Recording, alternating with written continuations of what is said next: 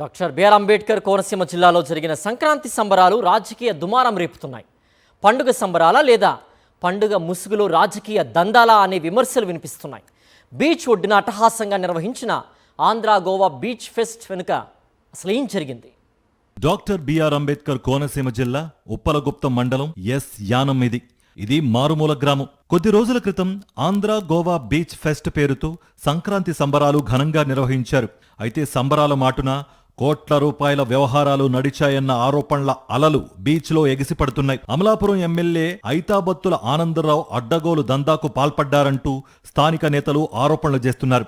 ముఖ్యంగా గ్రామానికి ఆఘమేఘాలపై వేసిన రోడ్డు కోసం ఇసుక, మట్టి ఎక్కడ్నుంచి తెచ్చారు అనే ప్రశ్నకు ఇప్పటి వరకు సమాధానం లేదు. కూనవరం స్ట్రెయిట్ కట్ డ్రైన్ పనుల నుంచి తవ్విన మట్టిని యానం బీచ్ కు తరలించారన్న విమర్శలు వినిపిస్తున్నాయి.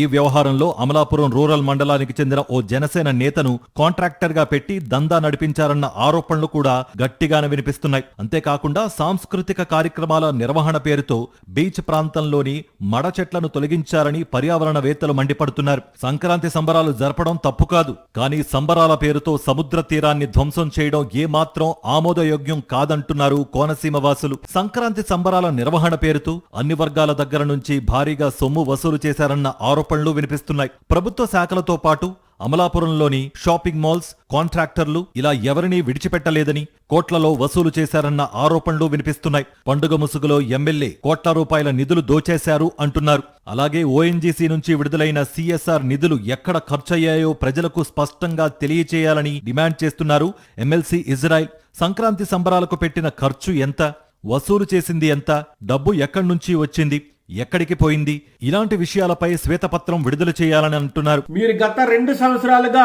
ఈ బీచ్ ఫెస్టివల్ పేరు మీద ఈ సంబరాల ముసుగులో మీరు విపరీతమైనటువంటి డబ్బుని వసూలు చేశారని, అందులో భాగంగా సిఎస్ఆర్ నిధుల నుంచి సుమారు ఎన్ని కోట్ల రూపాయలు వసూలు చేశారో మీరు ప్రజలకి శ్వేతపత్ర రూపంలో విడుదల చేయాలని చెప్పేసి నేను డిమాండ్ చేస్తున్నాను. కాంట్రాక్టుల దగ్గర నుంచి ఎంత వసూలు చేశారు, వ్యాపారస్తుల దగ్గర నుంచి ఎంత వసూలు చేశారు, అదే సందర్భంలో రోడ్ల నిర్మాణంలో భాగంగా అభివృద్ధి పేరుతో రైతుల వద్ద నుంచి మీరు ఎకరానికి ఎంత వసూలు చేశారో శ్వేతపత్ర రూపంలో విడుదల చేయాలని చెప్పి నేను డిమాండ్ చేస్తున్నాను.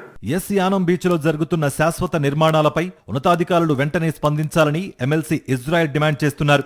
కోస్టల్ రెగ్యులేటరీ జోన్ పరిధిలో ఎలాంటి అనుమతులు తీసుకున్నారు, అనుమతులు లేకుండా నిర్మాణాలు జరుగుతున్నాయా అనే విషయాలపై స్పష్టత ఇవ్వాలంటున్నారు. ఈ వ్యవహారంలో స్థానిక అధికారుల పాత్రపైన అనుమానాలు ఉన్నాయనంటున్నారు.